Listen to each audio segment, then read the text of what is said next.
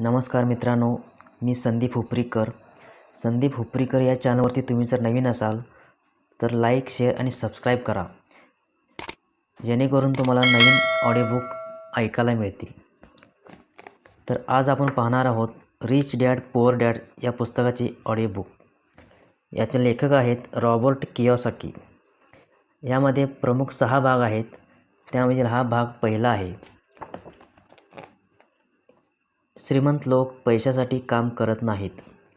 Dad, श्रीमंत कसं व्हायचं ते मला सांगाल? माझे डॅड संध्याकाळी आलेलं वर्तमानपत्र वाचत होते.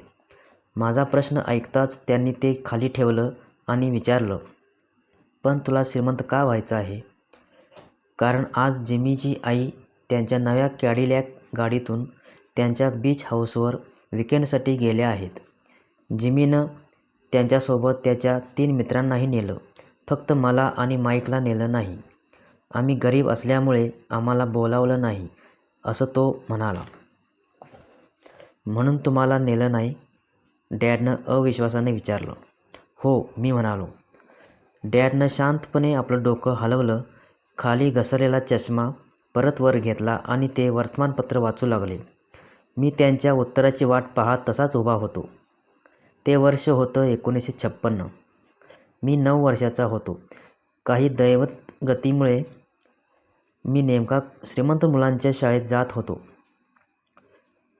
आमच्या गावात प्रामुख्यानं ऊसाची लागवड केली जायची. वसाहतीतील मॅनेजर्स, डॉक्टर्स, बँकर्स वगैरे श्रीमंत मंडळी आपापल्या मुलांना याच शाळेत पाठवत.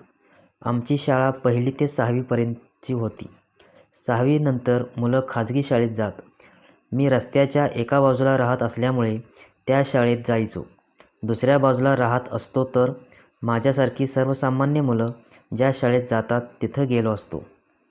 6वी नंतर मी आणि ही मुलं सरकारी शाळा आणि कॉलेजात गेलो असतो. खाजगी शाळा आम्हाला परवडणाऱ्याच नव्हत्या. मी तसाच उभा असल्याचं पाहून डॅडींनी वर्तमानपत्र खाली ठेवलं. तेही विचार करत असावेत. शेवटी हळूवार आवाजात ते म्हणाले, तुला जर श्रीमंत व्हायचं असेल तर तुला पैसे कसे मिळवावेत हे शिकावं लागेल.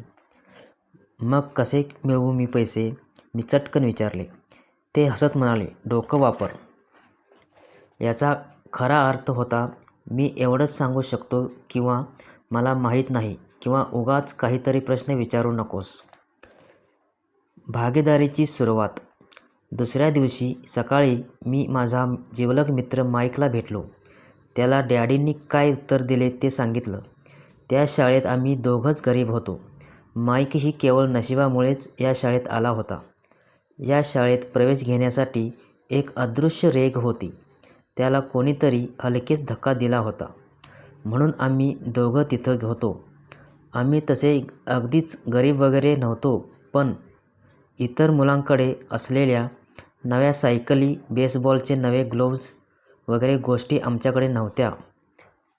मुळात त्यांच्याकडे असलेल्या सगळ्याच गोष्टी नव्या असायच्या. त्यामुळे आम्हाला गरीब असल्यासारखं वाटायचं. आई वडील आमच्या मूलभूत गरजा निश्चितपणे भागवल्या, पण त्यापेक्षा अधिक काही हवं असेल तर तुलाच काम करून पैसे मिळवावे लागतील, असं माझे डॅड सांगायचे. मी 9 वर्षाचा होतो आणि या वयातल्या मुलासाठी काही कामही नव्हतं. मग आपण काय करायचं आता? माईकने विचारलं. मला ते माहीत नाही, पण आपण दोघं भागीदार असणार आहोत, मी सांगितलं. त्यालाही ही कल्पना आवडली. त्या शनिवारच्या सकाळी माईक हा माझा पहिला व्यावसायिक भागीदार झाला. पैसा मिळवण्यासाठी काय करायचं यावर विचार करण्यात आणि सुचलेल्या कल्पनावर चर्चा करण्यातच आमची सकाळ गेली. अधेमध्ये आम्ही जिमीच्या बीच हाऊसवर मजा करायला गेलेल्या मित्रांविषयी बोलायचो, पण फार नाही. त्याचा आम्हालाच त्रास व्हायचा. अर्थात तो त्रास चांगल्यासाठीच होता, कारण त्यामुळे आम्हाला पैसे कमवावेसे अधिक तीव्रतेने वाटायचे. त्याच दिवशी दुपारी आमच्या डोक्यात प्रकाश पडला. शास्त्राच्या पुस्तकात वाचलेल्या गोष्टीवरून आम्हाला ही कल्पना सुचली. आम्ही प्रचंड उत्तेजित झालो होतो. अगदी जोरजोरात हस्तांदोलन केलं. आम्ही आधी नुसतेच भागीदार होतो, आता आम्हाला व्यवसाय सापडला होता. पुढचे काही आठवडे मी आणि माईक घरोघरी फिरत होतो. वापरून झालेल्या टूथपेस्टच्या ट्यूब आम्हाला द्याव्यात अशी विनंती आम्ही प्रत्येकाला करत होतो. लोक कोड्यात पडायचे. काहीजण लगेच हसून हो म्हणायचे, तर काहीजण कारण विचारायचे. हा प्रश्न आला की आम्ही उत्तर द्यायचो, ते काही असो, आम्ही सांगू शकत नाही. ते आमचं व्यावसायिक गुपित आहे. आम्हाला आता रिकाम्या ट्यूब मिळत होत्या. आमच्या वॉशिंग मशीनच्या शेजारी थोडी मोकळी जागा होती. तिथं एक तपकिरी रंगाचं पुठ्ठ्याचं रिकामं खोकं मी ठेवलं आणि त्यात या ट्यूब साठवू लागलो. जसजसा हा साठा वाढायला लागला तसतशी माझी आई चिडचिड करू लागली. लोकांनी वापरलेल्या चुरगाळलेल्या ट्यूब पाहून तिचा संताप होऊ लागला. एक दिवस ती खूप भडकली. तिनं आम्हाला शेवटचं विचारलं की हा काय प्रकार आहे. आम्ही तिलाही व्यावसायिक गुपित हेच उत्तर दिलं. हे असं उत्तर ऐकून तिच्या संतापाचा स्फोटच झाला.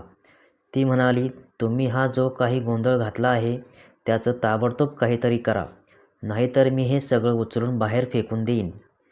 मग मी आणि माईकनं तिला समजावून सांगायचा खूप प्रयत्न केला. खूपदा विनंत्या केल्या. आम्ही तिला सांगितलं की लवकरच आमच्याकडे या ट्यूबचा पुरेसा साठा होईल आणि आम्ही उत्पादन सुरू करू शकू.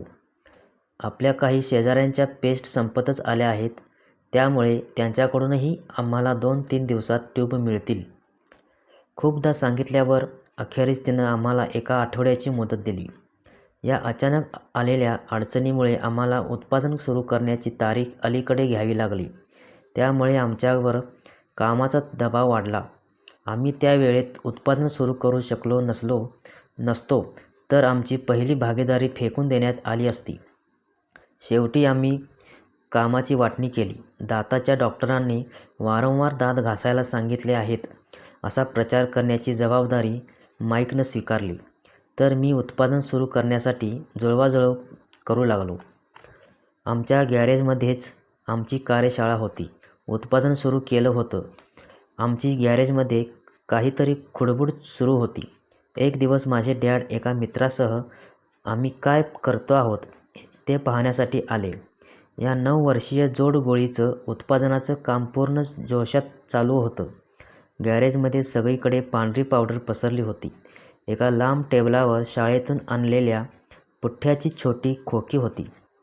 लोखंडी जाळी असलेली एक कोळशांची शेगडीही धगधगत होती. गॅरेजमध्येच आमचं काम सुरू असल्यानं डॅड अलीकडेच गाडी लावून आत आले. त्यावेळी आम्ही स्टीलच्या भांड्यामध्ये टूथपेस्टच्या रिकाम्या ट्यूब वितळवत होतो. त्या काळी टूथपेस्ट प्लास्टिकच्या ट्यूबमध्ये येत नसत. त्या ट्यूब शिशाच्या असायच्या. आम्ही आधी त्या ट्यूब जाळून त्यावरचा रंग काढून टाकायचो. नंतर त्या स्टीलच्या भांड्यात वितळायला ठेवायचो. पुठ्ठ्याच्या खोक्यामध्ये आम्ही प्लास्टर ऑफ पॅरिस ओतून साचे केले होते. ट्यूब वितळवून शिसं मिळालं की ते आम्ही या साच्यामध्ये ओतायचो. गॅरेजमध्ये पसरलेली पांढरी पावडर म्हणजे प्लास्टरच होतं. गडबडीत माझा धक्का प्लास्टर ऑफ पॅरिसच्या पिशवीला लागला होता आणि सगळ्या गॅरेजभर जणू हिमवादळ झाल्यासारखं दिसत होतं. डॅड आले तेव्हा मी वितळलेलं शिसं प्लास्टरच्या साच्यात ओतत होतो. बाबांनी ते पाहिलं. हळू, काळजी घे, ते म्हणाले. मी वर न बघता मान हलवली. हातातलं काम संपल्यावर मी भांडं खाली ठेवलं आणि डॅडकडे पाहून हसलो. काय करताय तुम्ही? डॅडनं विचारलं. तुम्ही जे सांगितलं होतं तेच. आपण आता श्रीमंत होणार आहोत, मी उत्तर दिलं. हो, आणि आम्ही भागीदार आहोत, माईक हसत हसत म्हणाला. आणि त्या प्लास्टरच्या साच्यात काय आहे? डॅडनं विचारलं. बघा ना, ही बॅच चांगली असेल, मी उत्तर दिलं. मग मी एका छोट्या हातोडीनं साच्याच्या मध्यभागी असलेल्या सीलवर हळूच फटका दिला. साचा उघडल्यानंतर आतली धातूची गोल नाणी बाहेर पडली. अरे देवा, तुम्ही शिशाची नाणी पाडत आहात? डॅड म्हणाले. अगदी बरोबर, माईक म्हणाला. तुम्ही जे सांगत होता तेच तर आम्ही करतो आहोत. आम्ही पैसे मिळवत आहोत. ते ऐकून डॅडचे मित्र वळले आणि हसत सुटले. मग माझे डॅडही हसले. त्यांनी आपलं डोकं हलवलं. काय दृश्य होतं ते! एका गॅरेजमध्ये पेटलेली कोळशाची भट्टी, वापरून झालेल्या टूथपेस्टच्या ट्यूब, साचे, पसरलेलं प्लास्टरमुळे पांढरी झालेली आणि या कानापासून त्या कानापर्यंत हसणारी 2 मुलं त्यांच्यासमोर उभी होती. मग डॅडनं आम्हाला काम थांबवून बाहेर पायरीवर बसायला सांगितलं.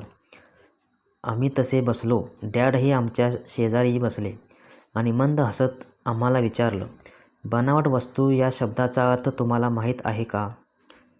त्यांनी आम्हाला ते सारं समजावून सांगितलं आणि आमची सारी स्वप्नं त्या क्षणी भंगली. हे सारं बेकायदेशीर आहे, माईकनं कातर आवाजात त्यांना विचारलं. डॅडचे मित्र म्हणाले, जाऊ दे, ते त्यांच्यातील नैसर्गिक कौशल्य अजमावून पाहत असतील. डॅडनं त्यांच्याकडे धारदार नजरेनं पाहिलं. पुन्हा आमच्याकडे वळून हळूवार म्हणाले, हो, हे बेकायदेशीर आहे, पण तुम्ही मुलांनी खूपच सर्जनशीलता आणि नवे विचार दाखवलेत. ते सोडू नका. असाच विचार करत राहा. मला तुमचा अभिमान वाटतो. डॅड गेल्यानंतर मी आणि माईक त्याच पायरीवर जवळजवळ 20 मिनिटं सुन्नपणे बसून होतो. आम्ही खूप निराश झालो होतो. आमचा व्यवसाय सुरू झाल्या दिवशीच बंद पडला होता. अखेरीस आम्ही तिथून उठलो आणि सारा गोंधळ आवरायला घेतला. अंगावरची धूळ झटकत मी माईकला म्हणालो. जिमी म्हणाला, तेच बरोबर आहे. आपण गरीबच आहोत. त्याचवेळी डॅड परत येत होते. त्यांनी ते ऐकलं. ते म्हणाले, तुम्ही जर प्रयत्न सोडणार असाल तर तुम्ही खरोखरच गरीब आहात. तुम्ही काहीतरी करू पाहत आहात ही सर्वात महत्त्वाची गोष्ट आहे. काहीजण फक्त बोलतात आणि श्रीमंत होण्याची स्वप्न पाहतात. तुम्ही काहीतरी करायचा प्रयत्न केलात आणि माझ्यासाठी हे महत्त्वाचं आहे. मला तुमचा खरंच अभिमान वाटतो. म्हणूनच माझं ऐका, प्रयत्न करत राहा, थांबू नका. मी आणि माईक शांतपणे उभे होतो. डॅडचं बोलणं आवडतही होतं, पण काय करावं ते सुचत नव्हतं. मग डॅड, तुम्ही श्रीमंत का नाही? मी विचारलं. कारण मी शालेय शिक्षक झालो. आम्ही शिक्षक श्रीमंत होण्याचा विचार करत नाही. आम्हाला शिकवणंच आवडतं. तुम्हाला मदत करायला मला खरंच आवडलं असतं, पण पैसे कसे मिळवावेत हे मलाच माहीत नाही. आता मी आणि माईक स्वच्छता करू लागलो होतो. तेवढ्यात डॅड म्हणाले, तुम्हा मुलांना श्रीमंत कसं व्हायचं हे शिकायचं असेल तर मला विचारून उपयोग नाही. माईक, तू तुझ्या डॅडशी याविषयी बोल. माझे डॅड? माईकच्या चेहऱ्यावरचं आश्चर्य लपत नव्हतं. होय, तुझेच डॅड. माझे डॅड हसत म्हणाले. तुझ्या डॅडचे आणि माझे बँकर एकच आहेत. ते कायम तुझ्या डॅडची स्तुती करतात. पैसे मिळवण्याच्या बाबतीत तुझे डॅड खूपच हुशार आहेत असं ते सांगतात. माझे डॅड? माईकनं पुन्हा एकदा अविश्वासानं विचारलं. तुम्ही म्हणता तसं असेल तर मग शाळेतल्या इतर मुलांसारखं छान घर आणि गाडी आमच्याकडे का नाही? छान घर आणि गाडी असणं म्हणजे तुम्ही श्रीमंत आहात असं नसतं. याचा अर्थ असाही नाही की पैसे कसे कमवावेत हे तुम्हाला कळतं. माझे डॅड सांगत होते, जिमीचे वडील ऊस लागवड करणाऱ्या कंपनीत काम करतात. ते माझ्यापेक्षा फार काही वेगळे नाहीत. ते कंपनीसाठी काम करतात आणि मी सरकारसाठी. कंपनीनं त्यांना गाडी दिली. उद्या कंपनी संकटात सापडली तर त्यांच्याकडेही काहीच नसेल. तेही संकटातच सापडतील. माईक, तुझे डॅड वेगळे आहेत. ते एका साम्राज्याचीच उभारणी करत आहेत आणि माझ्या अंदाजानुसार ते काही वर्षातच अतिशय श्रीमंत होतील. हे ऐकून मी आणि माईक एकदम खुश झालो. पुन्हा एकदा आम्ही आमच्या बंद पडलेल्या व्यवसायाचा गोंधळ निस्तरायला घेतला. स्वच्छता करताच आम्ही माईकच्या डॅडशी कधी आणि कसं बोलायचं हे ठरवू लागलो. माईकचे डॅड खूप वेळ काम करत आणि ते घरीही उशिरा परतत. त्यामुळे त्यांची वेळ कशी घ्यायची हाच प्रश्न होता. अनेक गोदामं, साखळी, दुकानं, बांधकाम कंपनी आणि 3 उपहारगृहांचे ते मालक होते. त्यामुळे त्यांना घरी परतण्यास रोज उशीर होई. आमची स्वच्छता पूर्ण झाल्यानंतर माईकनं घरी जाण्यासाठी बस पकडली. तो त्याच रात्री त्याच्या डॅडशी बोलणार होता. ते आम्हाला श्रीमंत व्हायला शिकवतील का असंही विचारणार होता. कितीही उशीर झाला तरी तो डॅडशी बोलून मला कळवणार होता. त्यानं मला तसं वचनच दिलं होतं. रात्री 8:30 वाजता त्याचा फोन आला. ओके, पुढच्या शनिवारी, असं म्हणत मी फोन ठेवला. माईकच्या डॅडनं आम्हाला भेटायचं मान्य केलं होतं. मी शनिवारी सकाळी 7:30 वाजता गावाच्या गरीब भागात जाणारी बस पकडली. अभ्यासाची सुरुवात. मी तुम्हाला 1 तासाचे 10 सेंट्स देईन.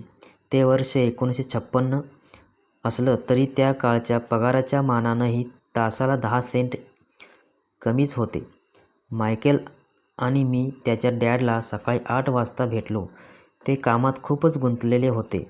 त्यांनी कामाला सुरुवात करूनही 7 तास उलटून गेला होता. मी जेव्हा त्यांच्या साध्या छोट्या आणि नीटनेटक्या घराशी पोहोचलो तेव्हा त्यांचा बांधकाम मुकादम ट्रक घेऊन बाहेर पडत होता. माईकनं दार उघडत सांगितलं, डॅड फोनवर बोलत आहेत. त्यांनी आपल्याला मागील दारी पोर्चच्या जवळ बसायला सांगितलं आहे. त्याच्या जुन्या होत चाललेल्या घरांचा उंबरठा ओलांडून मी लाकडी जमिनीवर पाय ठेवला. तिथंही करकर आवाज आला. दाराच्या आत स्वस्तातली चटई अंथरलेली होती. सततच्या ये-जा करण्यामुळे जमीन खराब झाली होती आणि ती झाकण्यासाठीच ही चटई होती. चटई जरी स्वच्छ असली तरी ती बदलायलाच आली होती. त्यांच्या बैठकीच्या खोलीत प्रवेश केल्यानंतर तर मला कोंडल्यासारखंच झालं. ती अरुंद खोली जुन्या आणि कुबट वास येणाऱ्या फर्निचरनं गच्च भरली होती. त्या सगळ्या गोष्टी म्हणजे जुनं फर्निचर गोळा करणाऱ्यांसाठी पर्वणीच होती. माझ्या आईपेक्षा थोड्या जास्त वयाच्या 2 स्त्रिया कोचावर बसल्या होत्या. त्यांच्या पलीकडे एक पुरुष बसला होता. त्यानं कामगारांप्रमाणे खाकी रंगाचं शर्ट आणि त्याच रंगाची सेलची पॅन्ट घातली होती. कपडे इस्त्री केलेले होते, पण त्यांना स्टार्च नव्हता.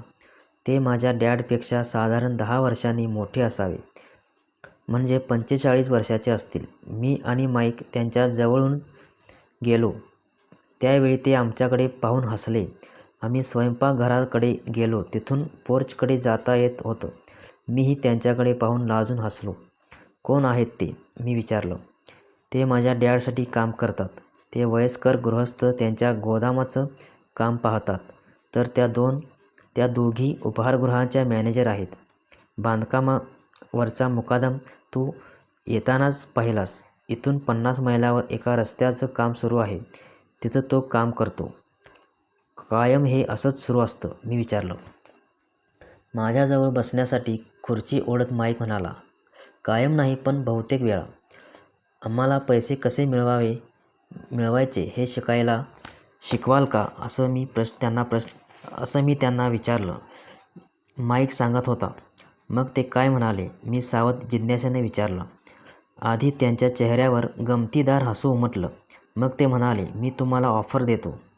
ओह, भिंतीला टेकून खुर्चीला हेलकावे देत मी म्हणालो. खुर्चीचे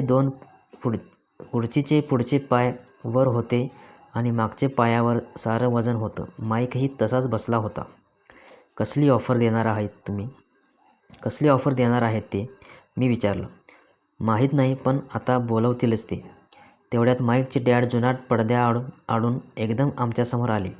आम्ही चटकन उभे राहिलो. ते आदर दाखवण्यासाठी नाही, तर घाबरल्यामुळे.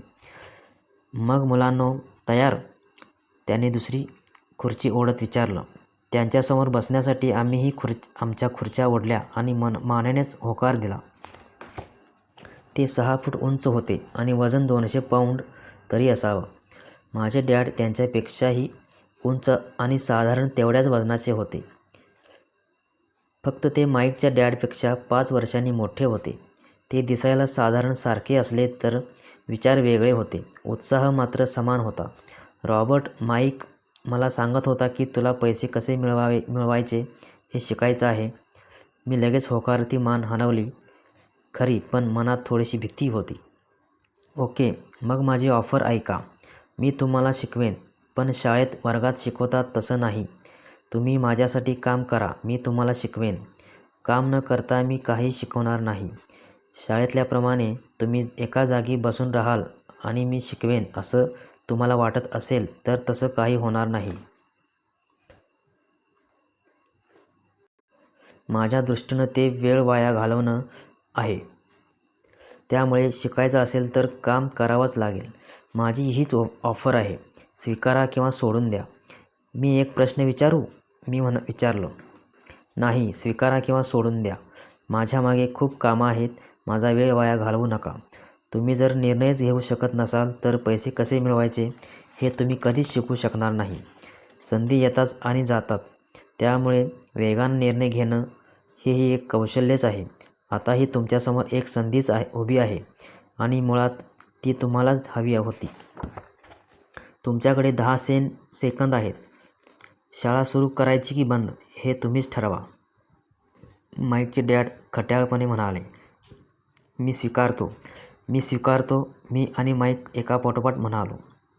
"छान." माईकचे डॅड म्हणाले. "10 मिनिटातच मिसेस मार्टिन येतील. मी त्यांच्याशी बोलतो. तुम्ही त्यांच्यासोबत माझ्या दुकानात जा आणि कामाला लागा.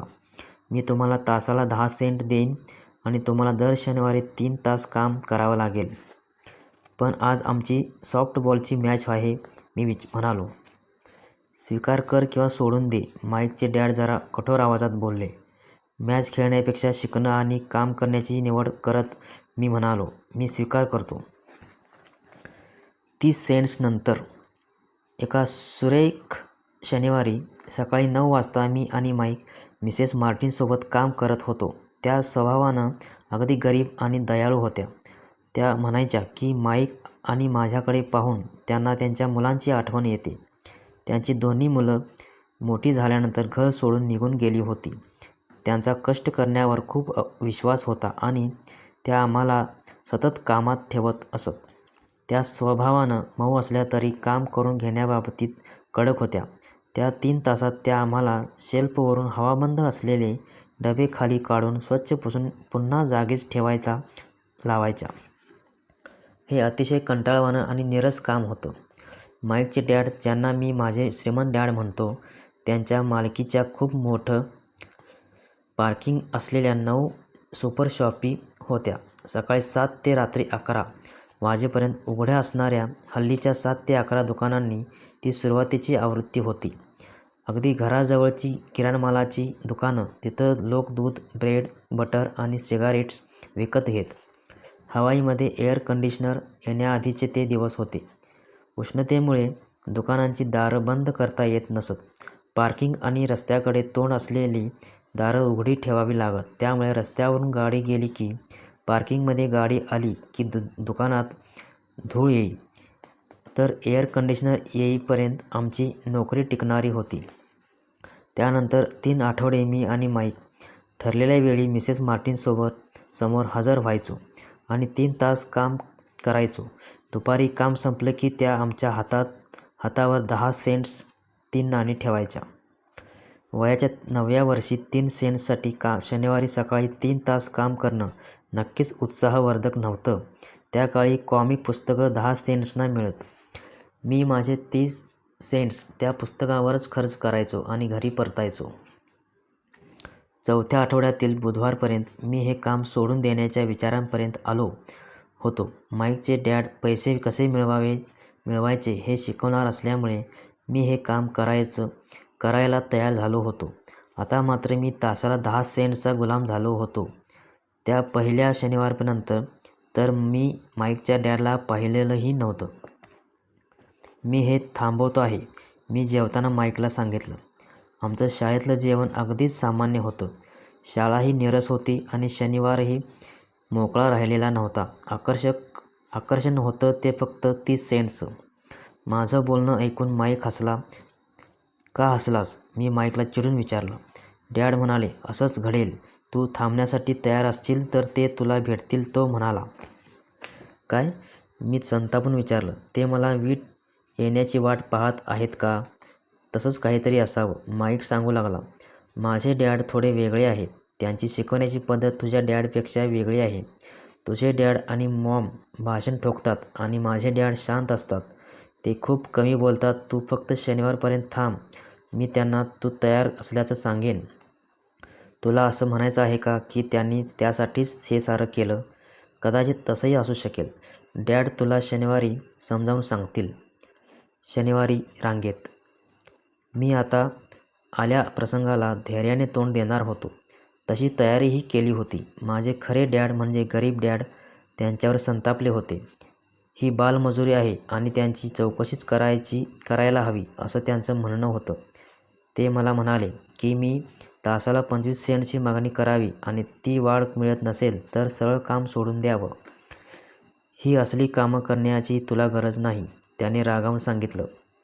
शनिवारी सकाळी 8च्या ठोक्याला मी माईकच्या घराच्या जुनाट दारात होतो. खुर्ची घे आणि रांगेत थांब. घरी पाऊल टाकल्या माईकच्या डॅडनं मला सांगितलं. तेवढं सांगून ते शयनगृहाजवळच्या छोट्या कार्यालयात निघून गेले. मी खोलीत इकडे तिकडे पाहिलं पण माईक कुठंच दिसत नव्हता. मला अवघडल्यासारखं झालं होतं. 4 आठवड्यांपूर्वी मी ज्या स्त्रिया इथं बसलेल्या पाहिल्या होत्या त्या तिथंच होत्या. मी त्यांच्याकडे पाहिलं. त्या माझ्याकडे पाहून हसल्या आणि मला जागा करून देण्यासाठी थोड्या सरकल्या. मी तिथं बसून 45 मिनिटं होऊन गेली होती. आता मी उकळायच्या बेतात होतो. त्या 2 स्त्रिया काम संपवून सुमारे 30 मिनिटांपूर्वीच गेल्या होत्या. त्यांच्यानंतर एक वृद्ध गृहस्थ माझ्या माईकच्या डॅडला भेटले. 20 मिनिटं ते बोलत होते. आता तेही गेले होते. घर रिकामं होतं आणि हवाईमधल्या त्या सुंदर दिवशी मी एका जुनाट अंधाऱ्या खोलीत बसलो होतो. आमच्यासारख्या लहान मुलांचा गैरफायदा घेणाऱ्या माईकच्या डॅडची वाट पाहत होतो. ऑफिसमध्ये त्यांच्या बोलण्याचा आवाज ऐकू येत होता. ते फोनवर बोलत होते, आपलं काम करत होते आणि माझ्याकडे दुर्लक्ष करत होते.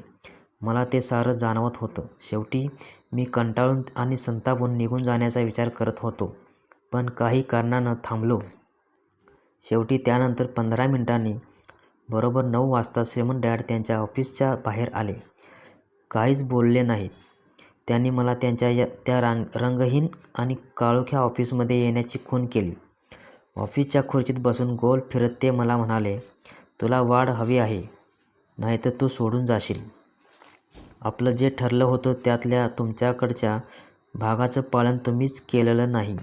डोळ्यात पाणी आणून मी फटकन बोलून गेलो. शेवटी 9 वर्षाचा मुलगा एवढ्या मोठ्या माणसाला कसं तोंड देणार होता? तुम्ही असं म्हणाला होता की जर मी तुमच्यासाठी काम केलं तर तुम्ही मला शिकवाल. मी तुमच्यासाठी काम केलं आहे, खूप मेहनत केली आहे. या कामासाठी मी सॉफ्टबॉलची मॅच सोडली आणि तुम्ही मात्र तुमचा शब्द पाळत नाही. तुम्ही मला काहीही शिकवलेलं नाही. गावातले लोक तुम्हाला लुच्चा मनुष्य समजतात आणि तुम्ही तसेच आहात. तुम्ही अधाशी आहात. येणारा सगळा पैसा तुम्हालाच स्वतःसाठीच हवा आहे. तुम्ही आपल्या कर्मचाऱ्यांची अजिबात काळजी घेत नाही. तुम्ही मला बाहेर बसून राहायला लावलंत. मला अजिबात चांगली वागणूक दिली नाही. मी एक छोटा मुलगा आहे आणि मला तुम्ही चांगलंच वागवायला हवं. श्रीमंत डॅड त्यांच्या खुर्चीवर हनुवटीला हात लावून बसले होते. ते माझ्याकडे एकटक बघत होते, जणू ते मला जोखत होते. अगदी काही वाईट नाही, ते म्हणाले. 1 महिन्याच्या आतच तू माझ्या इतर कर्मचाऱ्यासारखा झालास. काय? मी विचारलं. ते काय म्हणत होते ते मला समजतच नव्हतं.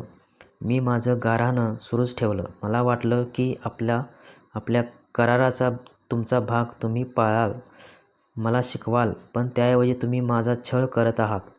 हा निष्ठुरपणाच आहे. श्रीमंत डॅड शांतपणे म्हणाले, मी तुला शिकवतोच आहे. तुम्ही मला काय शिकवलंत? काहीच नाही, मी रागावून म्हणालो. मी अगदी क्षुल्लक रकमेवर तुमच्यासाठी काम करण्याचं मान्य केल्यानंतर तुम्ही माझ्याशी एक शब्दही बोलला नाहीत. 1 तासाला 10 सेंट्स. खरं तर याबाबत सरकारलाच कळवायला हवं. आपल्याकडे बालमजुरी विरोधातले कायदे आहेत आणि तुम्हाला हेही माहीत असेल की माझे डॅड सरकारी कर्मचारी आहेत. आता मात्र तू माझ्याकडे काम करणाऱ्या बहुतेक लोकांसारखाच बोलू लागला आहेस. असं झालं की मी त्यांना झापतो किंवा ते काम सोडून जातात. तुम्हाला नक्की म्हणायचं तरी काय आहे? मी आता वयाच्या मानानं बराच धीट झालो होतो. तुम्ही खोटं बोललात. मी तुमच्यासाठी काम केलं, पण तुम्हीच शब्द पाळला नाहीत. तुम्ही मला काहीच शिकवलं नाही. तुला कसं समजलं की मी तुला काहीच शिकवलं नाही? त्याने शांतपणे विचारलं. तुम्ही माझ्याशी बोलला देखील नाहीत. मी तुमच्यासाठी 3 आठवडे काम केलं आणि तुम्ही मला काहीच शिकवलं नाहीत. मी पुन्हा तेच सांगितलं. शिकवायचं म्हणजे नक्की काय करायचं? व्याख्यानं द्यायची? त्याने विचारलं. हो, मी उत्तर दिलं. ते शाळेत ते हसत म्हणाले. पण जगणं असं शिकवत नाहीत. मी तर असं म्हणेन की आपलं आयुष्यच सर्वोत्तम शिक्षक आहे. बहुतेक वेळा हे जीवन तुमच्याशी काहीच बोलत नाही, ते तुम्हाला ढकलत राहतं. जीवनातला प्रत्येक धक्का सांगत असतो की उठ, जागा हो, मला वाटतं तू हे शिकावंस. या माणसाला नक्की काय म्हणायचं आहे, मी मनातल्या मनात स्वतःलाच विचारलं. जीवन धक्का देतं म्हणजे ते माझ्याशी बोलतं. ही नोकरी सोडावी लागणार हे मला कळून चुकलं. मी अशा माणसाशी बोलत होतो ज्याला डांबून ठेवण्याची नितांत आवश्यकता होती.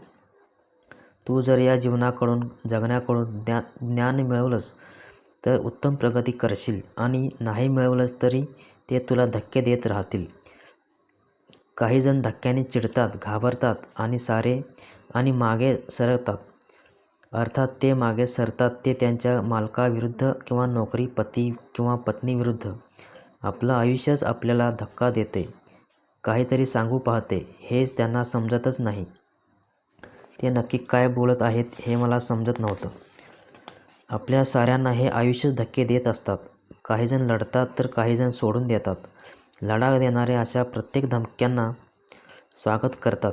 या थोड्या लोकांना त्यातला प्रत्येक धडा घ्यायचा असतो, शिकायचा असतो. ते शिकतात आणि पुढे जातात. बहुतेक जण सोडून देतात. तुमच्यासारखे फार थोडे लढा देतात. श्रीमंत डॅड उठले आणि त्यांनी करकर आवाज करणारी ती खिडकी बंद केली. खरं तर ती दुरुस्तीलाच आली होती. तू जर हा धडा शिकलास तर तू सुज्ञ, जाणकार, श्रीमंत आणि सुखी समाधानी होशील. शिकला नाहीस तर आयुष्यभर कमी पगार देणाऱ्या मालकांना किंवा नोकरीला दोष देत राहशील. कधीतरी काहीतरी घडेल आणि पैशांचे सारे प्रश्न सुटून जाशील या आशेवर जगत राहशील. मी ऐकतो आहे का आणि मला काही समजत आहे का हे पाहण्यासाठी ते माझ्याकडे वळले. आमची नजरानजर झाली. आता आम्ही काहीच बोलत नव्हतो. आमचे डोळे एकमेकांशी बोलत होते. त्यांचं बरोबर होतं. मी लढा देत होतो. मलाच तर पैसे कसे मिळवायचे हे शिकायचं होतं. याचाच अर्थ ते बरोबर होते आणि मी त्यांनाच दोष देत होतो. श्रीमंत डॅड बोलतच होते. तू जर लढाऊ बनायचा नसशील, तुझ्यामध्ये जर येईल त्या परिस्थितीला तोंड देण्याचे धैर्य नसेल, तर आयुष्यानं जरा धक्का दिला की तू ती गोष्ट सोडून देशील. तू आयुष्यभर सावधानतेनं जगशील. न दिसणाऱ्या भीतीनं दडपून जाशील. ज्या गोष्टी घडण्याची शक्यता नाही त्याची चिंता करत बसशील. ही मंडळी अशीच जगत राहतात आणि एक दिवस नीरस आयुष्य संपवून मरून जातात. या अशा आयुष्यात तुला मित्रही खूप असतील. त्यांना तू आवडतही असशील, कारण त्यांच्याही दृष्टीनं तू मेहनती माणूस असतोस. योग्य त्या गोष्टी साधत तू खूपच सावधानतेनं जगत असतोस. खरी गोष्ट आहे की तुम्ही जीवनापुढे शरणागती पत्करलेली असते. तुमच्या आत कुठेतरी खोलवर भीती दडलेली असते. सुरक्षित न वाटणारी गोष्ट करण्याची भीती. तुम्हाला जिंकायचं असतं, पण हरण्याची भीती मध्ये येते. ते जिंकण्याच्या आनंदापेक्षा जास्त मोठी वाटते. तुम्हाला हेही जाणवत असतं की तुम्ही कधीच आव्हान स्वीकारलेलं नाही, फक्त सावधानतेनं खेळला आहात. आमची पुन्हा एकदा नजरानजर झाली. डोळे खूप काही बोलून गेले. म्हणजे तुम्ही मला धक्का देत होता. काही लोक तसं म्हणतीलही कदाचित. श्रीमंत डॅड हसत म्हणाले. मी फक्त तुला जरा जीवनाची चव दाखवली. जीवनाची कसली चव? अजूनही मी रागात होतो.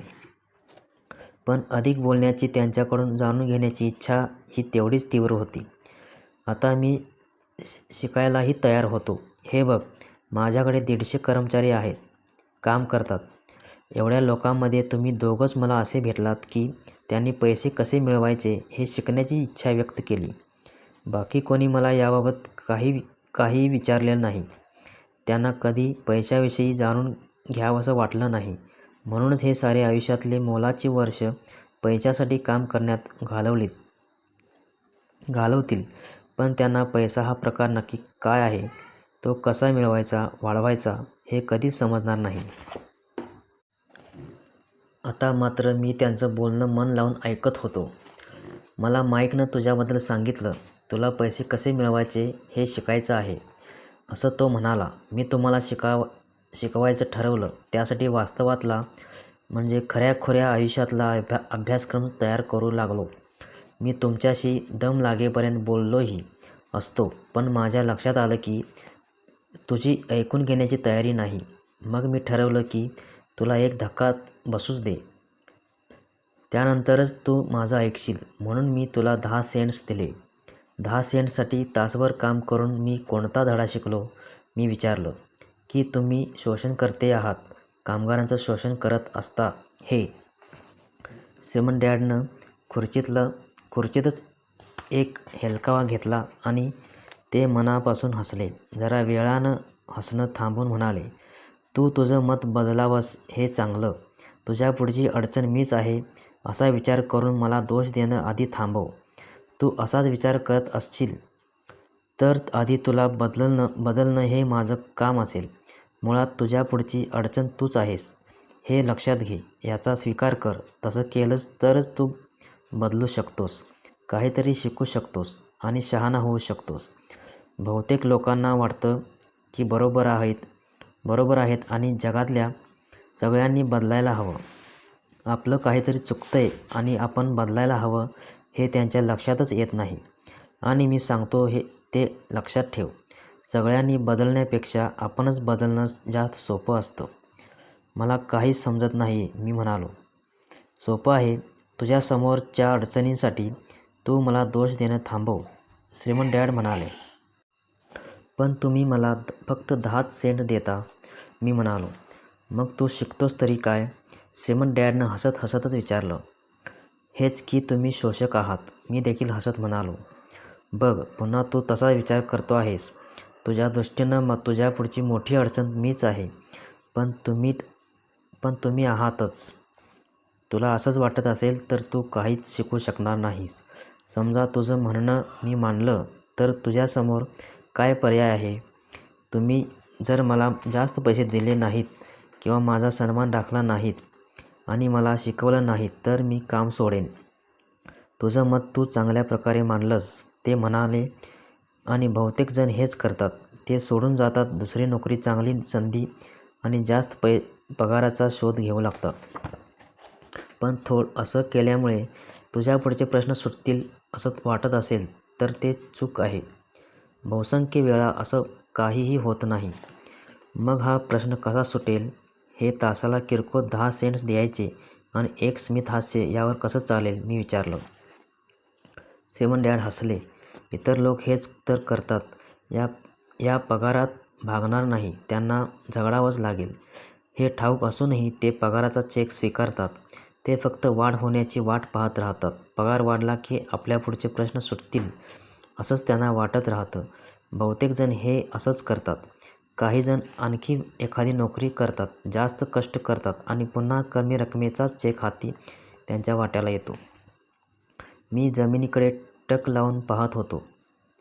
श्रीमंत डॅड मला जे काही सांगू पाहत होते ते आता कुठे माझ्या ध्यानी येऊ लागलं होतं. हे जे काही चाललं आहे ती जीवनाची पहिली चव आहे हेही मला समजत होतं. शेवटी मी वर पाहिलं आणि पुन्हा एकदा विचारलं, हा प्रश्न कसा सुटेल? हे माझ्या डोक्यावर चापट मारत म्हणाले, तुझ्या दोन्ही कानांच्या मध्ये जी गोष्ट आहे त्यामुळे सुटेल. मग त्यांनी मला एक महत्त्वाची गोष्ट सांगितली.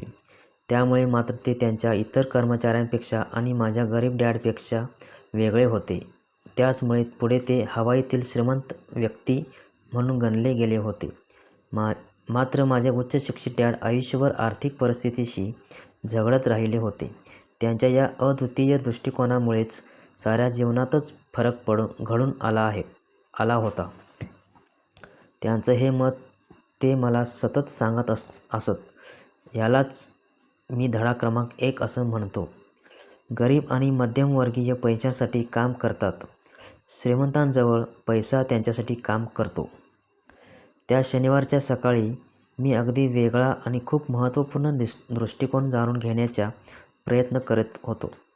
तो माझ्या गरीब डॅडनं शिकवल्यापेक्षा अगदी वेगळा होता.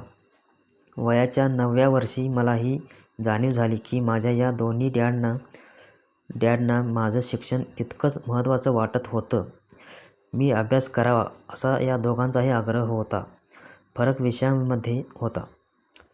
माझ्या उच्च शिक्षित डॅडनं जे त्यांनी केलं होतं तेच करण्याची शिफारस केली. ते म्हणायचे, तू खूप अभ्यास कर, उत्तम गुण मिळव, म्हणजे तुला एखाद्या मोठ्या कंपनीत चांगल्या पगाराची सुरक्षित नोकरी मिळेल आणि अशा कंपनीत आपल्याला खूप चांगले फायदे मिळतात याची खात्री बाळग.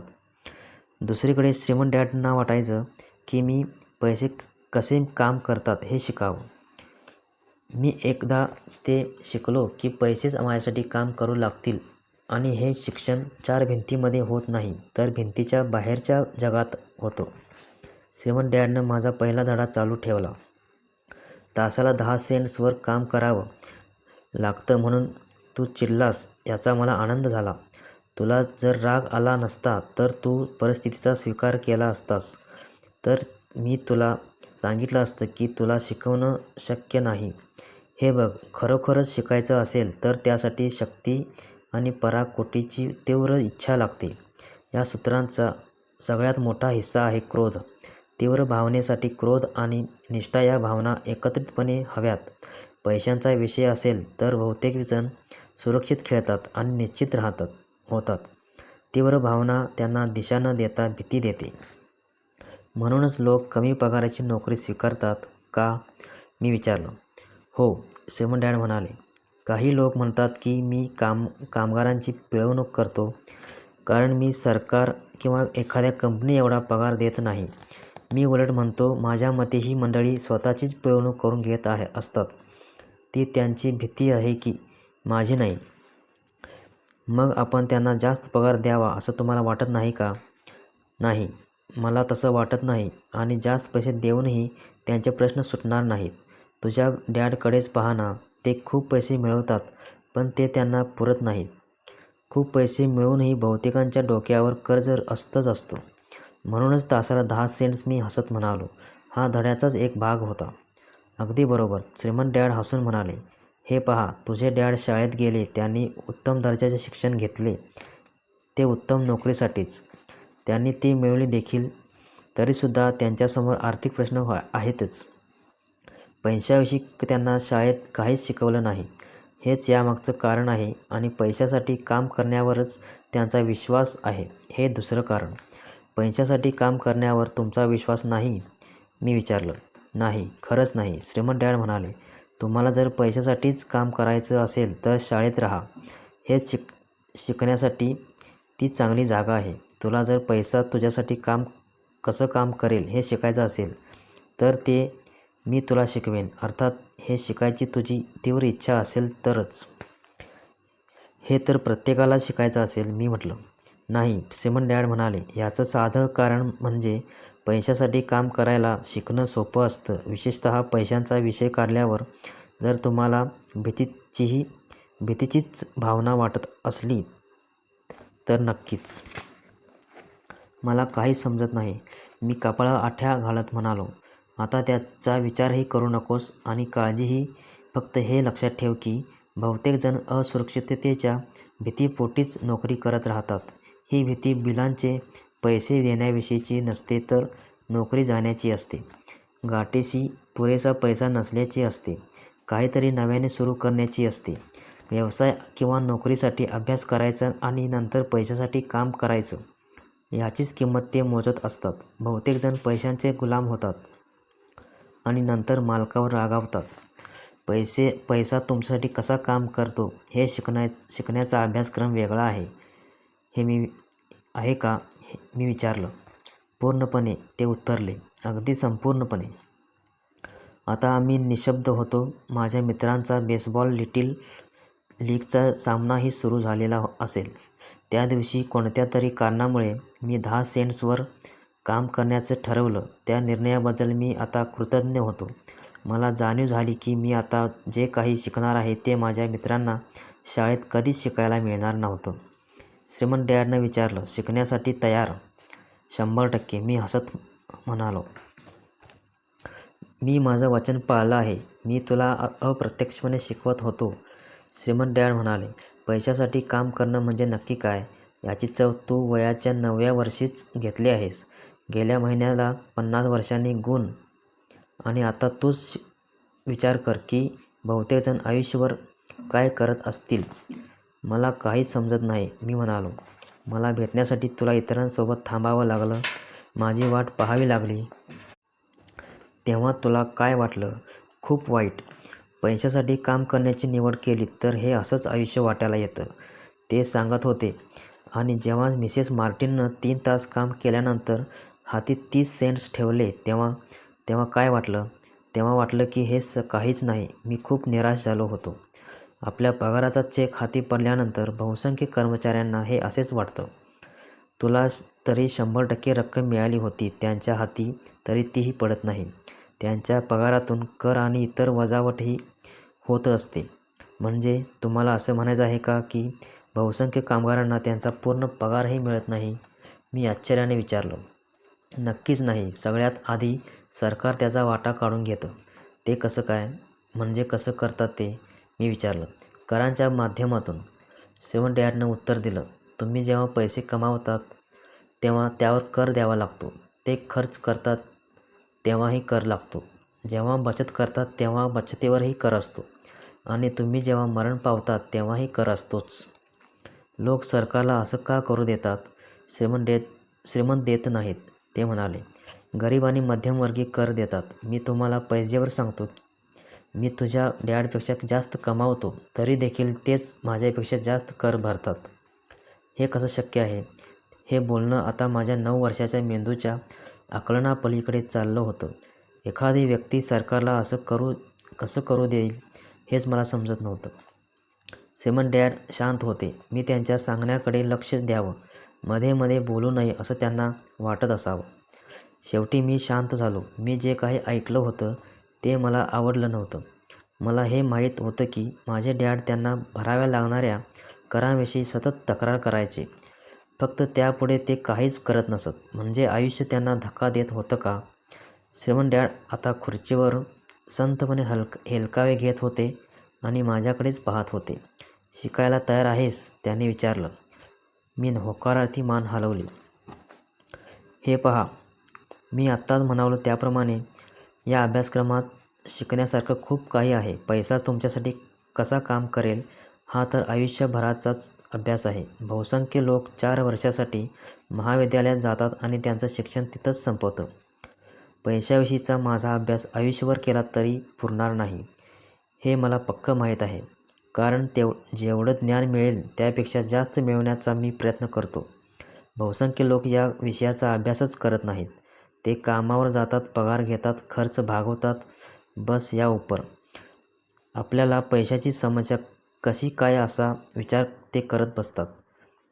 मग त्यांना वाटतं की जास्त पैसा ही समस्या सोडवू शकेल. आर्थिक शिक्षणाचा अभाव ही समस्या आहे हे फार थोड्यांच्या लक्षात येतं. म्हणजे माझ्या वडिलांना करांची समस्या आहे, ती त्यांना पैशाबद्दल समजत नाही म्हणून? मी गोंधळून विचारलं. हे बघ, पैशाने तुमच्यासाठी काम कसं करावं हे शिकण्याचा कर हा एक लहानसा भाग आहे. मला एवढंच पाहायचं होतं की पैशाबद्दल शिकण्याची तुला अजूनही तळमळ आहे का? बहुतेकांना नसते. त्यांना शाळेत जायचं असतं, व्यावसायिक शिक्षण घ्यायचं असतं, कामावर मजा करायची असते आणि खूप पैसे मिळवायचे असतात. मग एक दिवस पैशांच्या मोठ्या समस्येने त्यांना खडबडून जाग येते आणि ते कामही थांबवू शकत नाहीत. पैशाला आपल्यासाठी कामाला लावायचं याऐवजी पैशासाठी काम करायचे हे शिकण्याची ती किंमत असते. तर अजूनही तुला शिकण्याची तळमळ आहे का? मी पुन्हा मान हलवली. छान. श्रीमंत डॅड म्हणाले. आता कामाला सुरुवात कर. यावेळेस मी तुला काहीच पगार देणार नाही. काय? मी आश्चर्यचकित होऊन विचारलं. मी काय सांगितले ते ऐकलंच ना? मी तुला काहीही देणार नाही. तू दर शनिवारी 3 तास काम करशील, पण यावेळी तुला ते 10 सेंट्सही मिळणार नाहीत.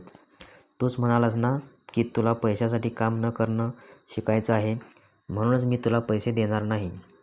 मी जे काही ऐकत होतो त्यावर माझा विश्वासच बसत नव्हता. मी माईकशीही या विषयावर बोललो आहे. तो या क्षणी दुकानात काम करतो आहे. धूळ साफ करून ते डबे पुन्हा व्यवस्थितपणे जागेवर लावतो आहे.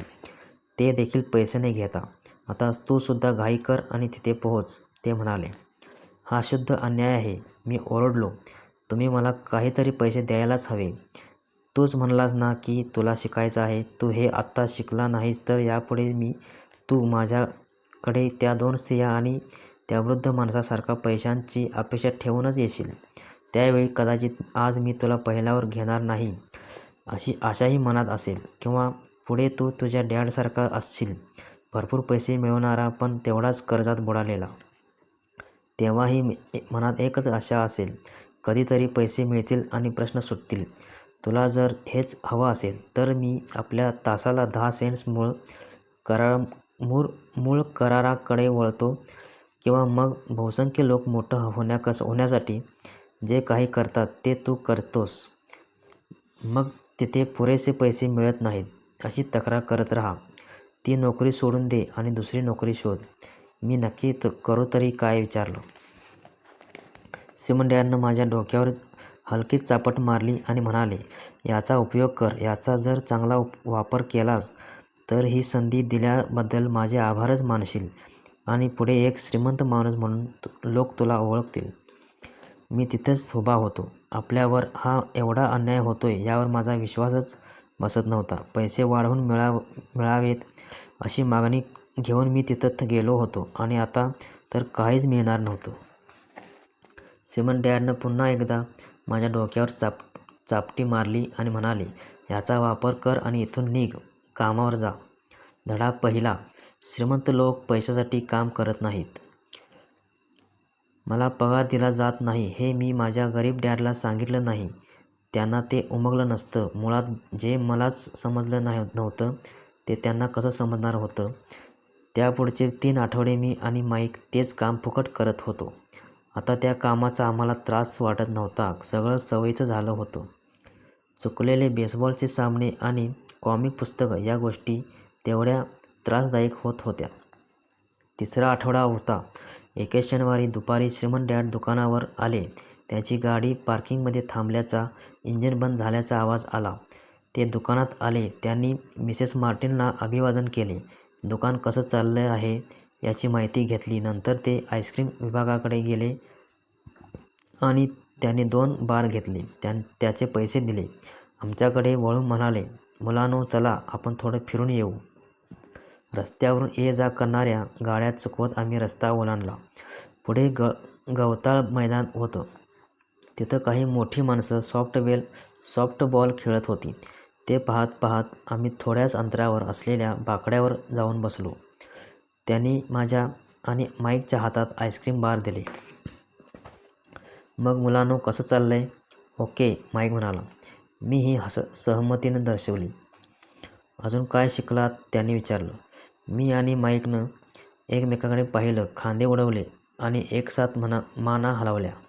जीवनाचा सर्वात मोठा सापळा टाळणं. मुलांनो, तुम्ही आता विचार करायला हवा.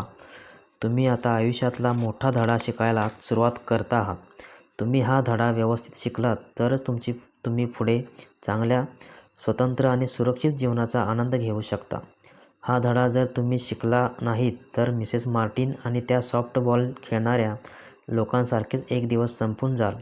हे सारे थोड्या पैशासाठी खूप काम करतात आणि नोकरीतील सुरक्षिततेला चिकटून राहतात. वर्षातून 3 आठवड्यांच्या सुट्टीची आणि निवृत्तीवेतनाची अपेक्षा ठेवतात. या गोष्टी तुम्हाला हव्याशा वाटत असतील, त्यानं तुम्ही हुरळून जात असाल तर मी तुम्हाला तासाला 25 सेंट्स देईन, ते म्हणाले. पण हे सारे चांगले आणि कष्टाळू लोक आहेत. तुम्ही त्यांची चेष्टा का करता आहात? मी बोललो. श्रीमंत डॅडच्या चेहऱ्यावर आता हसू होतं. मिसेस मार्टिन या माझ्या आईसारख्या आहेत. मी असा निष्ठुरपणे कधीच वागणार नाही. तुम्हाला मी निष्ठुर वाटतो कारण मी तुम्हाला काहीतरी सांगण्याचा प्रयत्न करतो आहे. मला तुमचा दृष्टिकोन घडवायचा आहे. ते झालं की तुम्ही वेगळं काहीतरी पाहू शकाल. अशी गोष्ट जी इतर फारसं कोणी कधीच पाहू शकत नाही. कारण त्यांचा दृष्टिकोनच संकुचित असतो. बहुसंख्य लोक एका सापळ्यात अडकलेले असतात आणि दुःखाची गोष्ट ही की तो सापळाच पाहू शकत नाहीत. माईक आणि मी ऐकत होतो. त्यांना जे काही सांगायचं होतं ते आमच्या लक्षात येत नव्हतं. ते निष्ठुर वाटत होते. पण आम्हाला हेही जाणवत होते की आम्हाला काहीतरी समजावं यासाठी त्यांची ही धडपड होती. चेहऱ्यावर थोडं हसू आणत ते म्हणाले, तासाला 25 सेंटची कल्पना तुम्हाला बरी वाटली नाही का? तुमच्या हृदयाचे ठोके वाढले नाहीत का? मी नकारार्थी मान हलवली, पण खरं तर हृदयाचे ठोके वाढलेच होते. तासाला 25 सेंट्स माझ्यासाठी खूप होते. ओके, मग मी तुम्हाला तासाला $10 देईन, लबाडपणे हसत रिच डॅड म्हणाले. आता माझं हृदय प्रचंड वेगानं धडधडू लागलं होतं. ही ऑफर स्वीकार, असं माझा मेंदू किंचाळून सांगत होता. मी जे काही ऐकत होतो त्यावर माझाच विश्वास बसत नव्हता. तरी देखील मी काहीच बोललो नाही. ओके, तासाला $2. आता तर माझ्या त्या छोट्याशा हृदयात आणि मेंदूत स्फोट झाला. ते साल होतं 1956. तासाला $2 मिळाले असते तर मी नक्कीच जगातला श्रीमंत मुलगा झालो असतो. एवढ्या पैशांची मी कल्पनाही केली नव्हती. मला हो म्हणायचं होतं. हा करार व्हावा असं मला मनापासून वाटत होतं. आता माझ्या डोळ्यांसमोर नवी सायकल आणि बेसबॉलचे नवे ग्लोव्ज दिसू लागले होते. माझ्या हाती पैसे असतील तेव्हा भोवती मित्रही जमणार होते. त्याहीपेक्षा जिमी आणि त्याचे मित्र मला गरीब म्हणणार नव्हते. माझ्या डोळ्यांसमोर ही सारी चित्रं उभी राहत होती. पण काय झालं माहीत नाही. मी काहीच बोललो नाही. कदाचित खूप भावना दाटून आल्यामुळे माझ्या मेंदूतला फ्यूज उडाला असावा. पण कुठेतरी खोलवर मला ते तासाला $2 हवे होते. आता हातातलं आईस्क्रीम वितळून ओघळू लागलं होतं. हातात फक्त काडीच होती. त्यावरचं व्हॅनिला आणि चॉकलेट माझ्या हातावरून ओघळत होतं. विस्फारलेल्या डोळ्यांनी एकटक पाहणाऱ्या मुलांकडे त्यांचे डॅड पाहत होते. मुलांचा मेंदू रिकामा झाला होता. त्यांना हे माहीत होतं की आमच्या मनात कुठेतरी हा करार स्वीकारण्याची भावना आहे. माणसांच्या मनाचा एक भाग दुबळा असतो, तो विकत घेता येतो, हेही त्यांना माहीत होतं. त्याचबरोबर त्यांना हेही माहीत होतं की याच मनाचा एक भाग कणखर आणि निग्रही असतो, तो विकला जाऊ शकत नाही. यातला बलवान कोण एवढाच प्रश्न असतो. त्यांनी तर अशा हजारो मनांची चाचणी घेतली होती आणि आता आमची घेत होते. ओके, तासाला $5, ते म्हणाले. ते ऐकलं आणि अचानकच मला खूप शांत वाटायला लागलं. खळबळ संपली. काहीतरी बदल नक्कीच घडला होता. ही ऑफर खूपच मोठी होती. त्या काळात मोठ्या माणसांनाही तासाला $5 मिळत नव्हते. तरी देखील माझ्या मनातला मोह अदृश्य झाला आणि शांतता पसरली. मी माईककडे पाहिलं, त्यानंही माझ्याकडे पाहिलं. आमची नजरानजर झाली आणि माझ्या मनाचा कमकुवत भाग शांत झाला. आता कणखर भागानं माझा ताबा घेतला होता. पैशामुळे डोक्यात जे काही विचार सुरू झाले होते ते स्वच्छ झाले. मी शांत झालो होतो आणि माईकचंही तसंच झालं होतं, यावर माझा विश्वास होता. छान, श्रीमंत डॅड हळुवारपणे म्हणाले. प्रत्येक व्यक्तीची एक किंमत असते. ही किंमत ठरते ती भय आणि लोभ या भावनांमुळे. सुरुवातीला पैसे नसल्याच्या भयामुळे आपण नोकरी करण्यासाठी प्रवृत्त होतो. पगाराचा चेक हाती पडल्यानंतर तीव्र इच्छा आणि लोभ या गोष्टी आपल्याला त्या पैशातून विकत घेण्याजोग्या गोष्टींकडे वळवतात. मग आपण होतो एक नमुना. कोणता नमुना, मी विचारलं. उठा, कामाला जा, बिलांचे पैसे चुकते करा. उठा, कामाला जा, बिलांचे पैसे चुकते करा. हा नमुना. ज्यांचं आयुष्य भय आणि लोभ या भावनांनी कायम व्यापलेलं असतं, त्यांना जास्त पैशांचं प्रलोभन दाखवलं की ते खर्चात वाढ करतात आणि हे चक्र सुरूच राहतं. यालाच मी रॅट रेस म्हणतो. मग यावर दुसरा मार्ग आहे का, माईकने विचारलं. हो, पण फारच कमी लोकांना तो सापडतो, डॅडनं उत्तर दिलं. तो मार्ग कोणता, माईकने विचारलं. तुम्ही मुलं माझ्यासोबत काम कराल, अभ्यास कराल तर तुम्हाला सापडेल तो मार्ग. मला तशी खात्री आहे.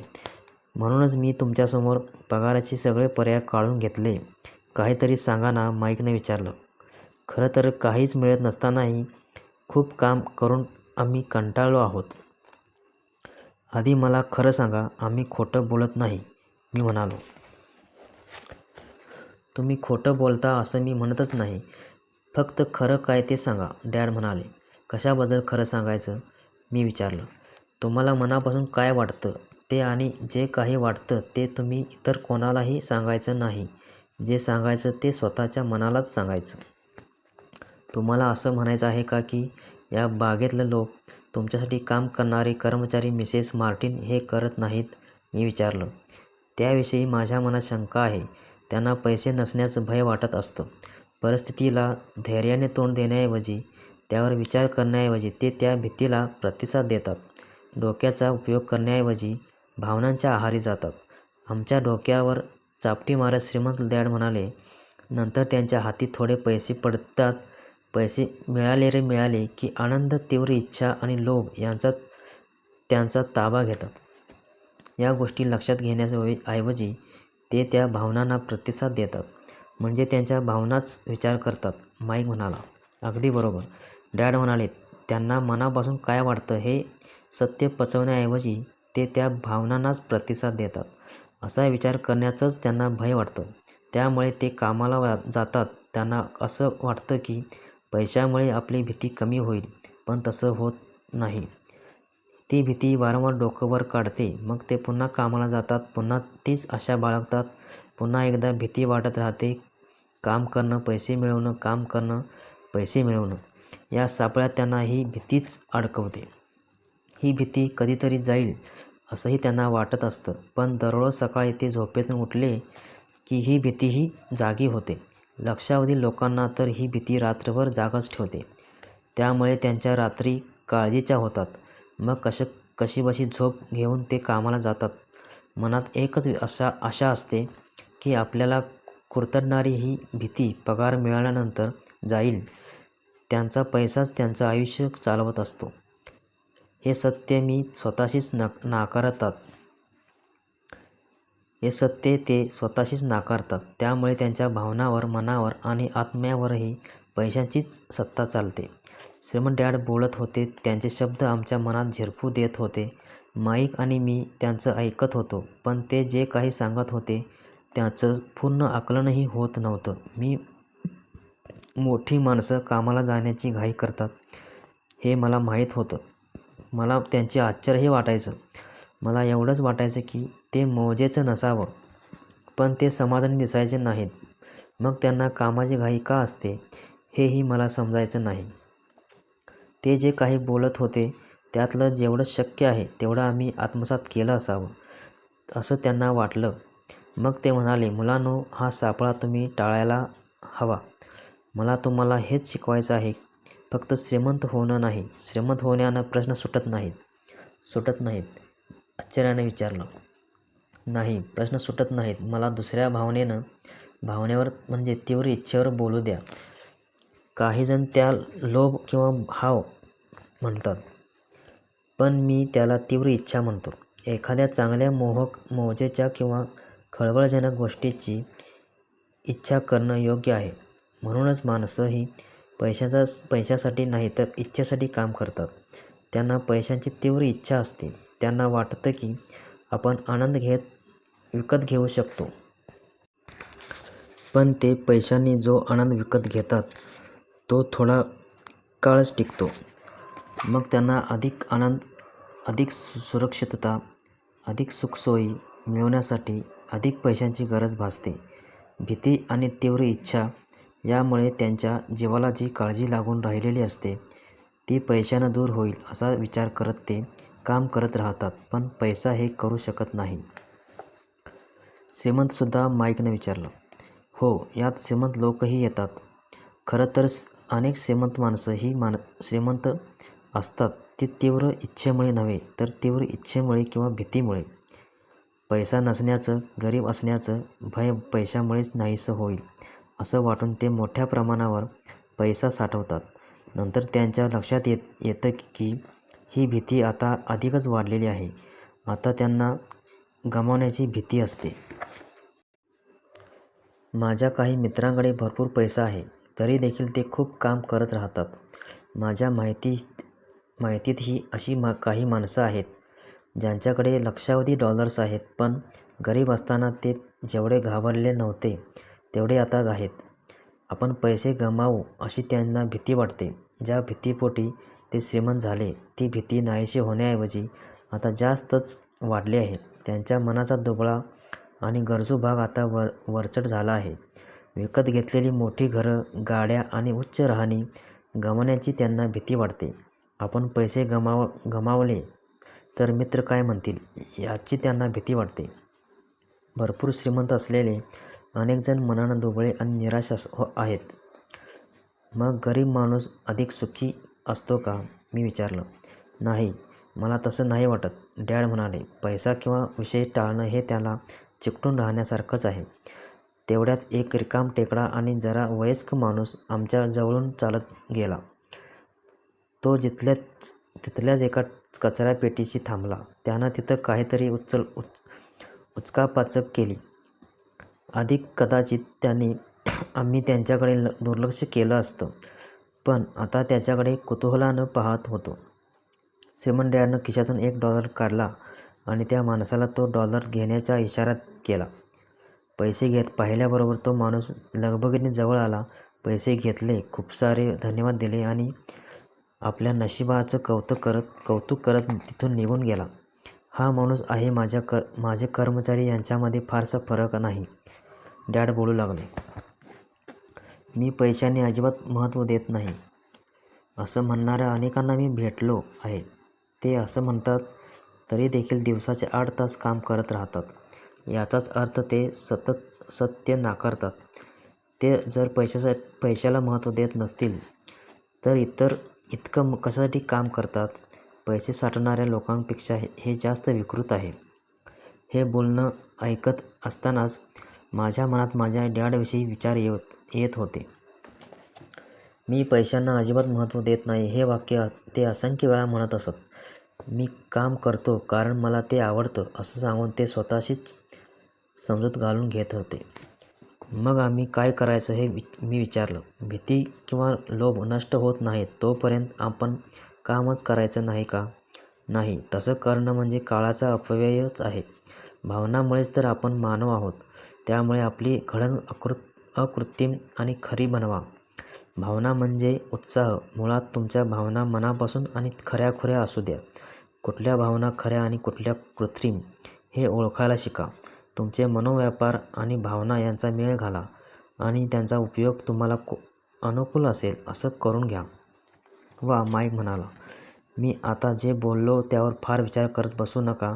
येत्या काळात त्याची जाणीव तुम्हाला आपोआपच होईल. मुळात तुम्ही तुमच्या भावना ओळखायला शिका, त्या लाटेमध्ये वाहून जाऊ नका. बहुसंख्य लोकांना हे समजत नाहीत की त्यांच्या भावनाच विचार करू लागल्या आहेत. तुमच्या भावना या भावनाच असतात आणि तुम्ही तुमचा विचार करायला शिकणं महत्त्वाचं आहे. तुम्ही एखादं उदाहरण देऊ शकाल का? मी विचारलं. नक्कीच, डॅडनं उत्तर दिलं.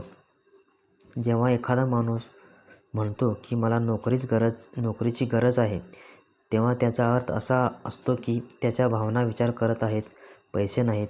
हे भयच नोकरीविषयीचा विचार उत्पन्न करतं. पण बिल चुकती करायची असतील तर पैशांची गरज लागणारच ना? मी म्हणालो. निश्चितच तशी गरज असेल, पण मी एवढंच म्हणतो की भीतीच विचार करत असते. श्रीमंत डॅड हसत म्हणाले. मला नाही समजलं, माईक म्हणाला.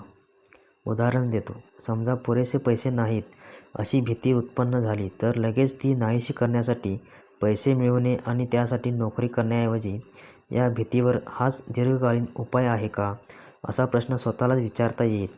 माझ्या मते त्याचं उत्तर नाही हेच आहे. विशेषतः जेव्हा एखाद्या व्यक्तीच्या आयुष्याचा विचार होत असतो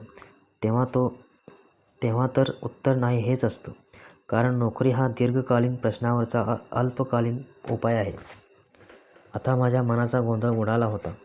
मग मी न भिता स्पष्टपणे विचारले. माझे डॅड नेहमी सांगतात की शाळेत जा, चांगले गुण मिळव, म्हणजे तुला चांगली आणि सुरक्षित नोकरी शोधता येईल. ते कसं काय?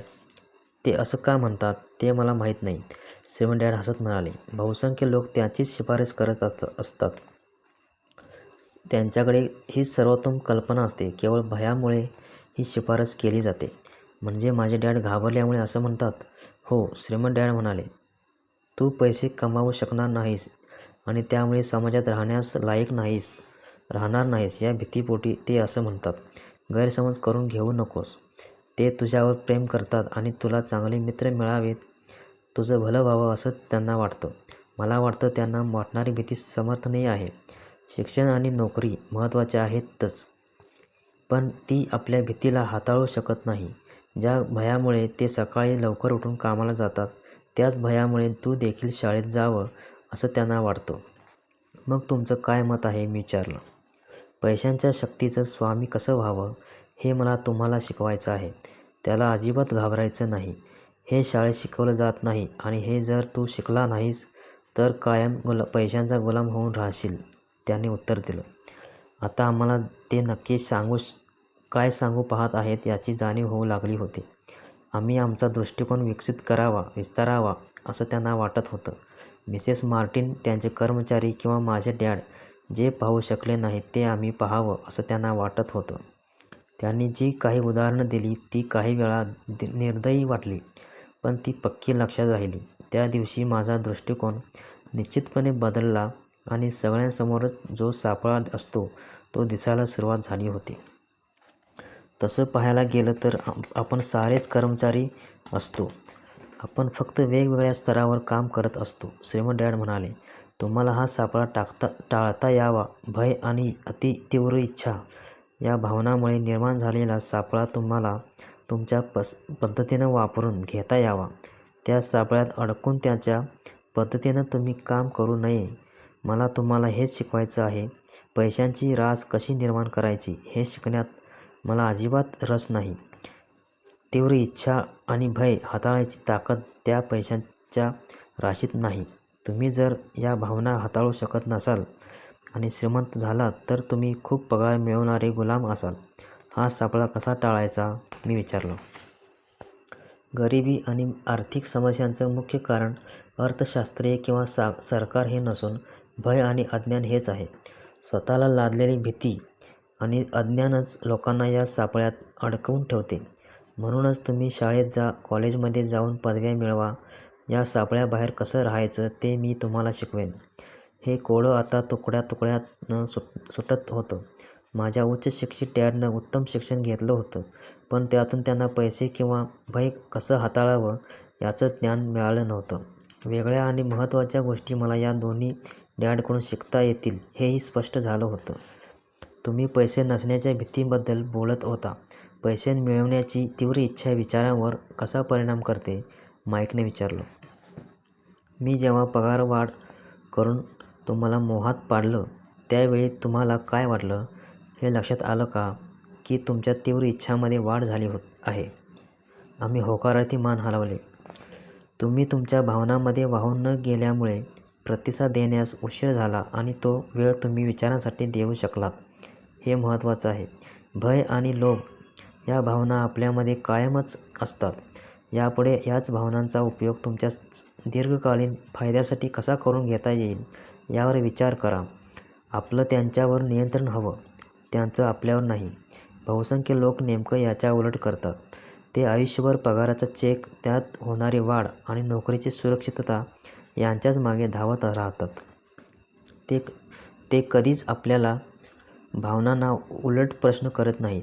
आपण नक्की कुठे चाललो आहोत हेही त्यांच्या लक्षात येत नाही. हे सारं गाढवाच्या चित्रासारखं आहे. मालानं भरलेली गाडी ते ओढत चाललेलं असतं. मालक त्याच्या नाकासमोर गाजर धरून बसलेला असतो. मालक त्याला हवं तिथं जात असतो. गाढव मात्र त्या गाजराच्या मोहामागे धावत असतं. ते काम झालं की दुसऱ्या दिवशी दुसरं गाजर हजर असतं. याचाच अर्थ मी ज्यावेळी बेसबॉलचे नवे ग्लोव्ज, कँडी आणि नव्या खेळण्याचं चित्र रंगवलं ते गाजर होतं, माईकनं विचारलं. होय, ते पहा. हे पहा, तुम्ही जसजसे मोठे होता तसतशी खेळणी बदलतात, ती अधिक महाग होतात. मग नवी गाडी, मोठं घर, बोट अशी गाजरं समोर येतात.